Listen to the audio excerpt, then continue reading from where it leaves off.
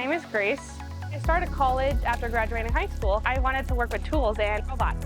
Working with industrial automation, you get to do a lot of stuff that's all put into one. You get to do a lot of math, English, science. You're always moving around. So if you're someone who does like to play sports, you always like to be on your toes moving around, industrial automation would actually be a great opportunity for you to learn about what these little things that could help you, even if you're not the job that you want. These little skills can help you. You know how to work your tools. You could use those tools toward maybe helping out a friend or work on your car. What I like about the program is I like that they do have this new building that has a lot of opportunities for us working on hands-on and learning so much about what these robots can do and how you can program to do something fun or outrageous.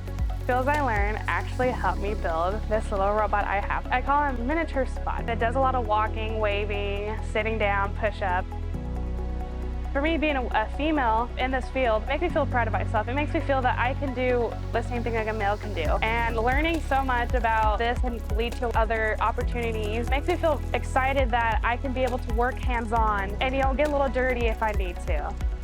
Don't be scared to do it. Even if you think it is a man's field, you'll never know if you'll enjoy it or not. And so my advice is try it out.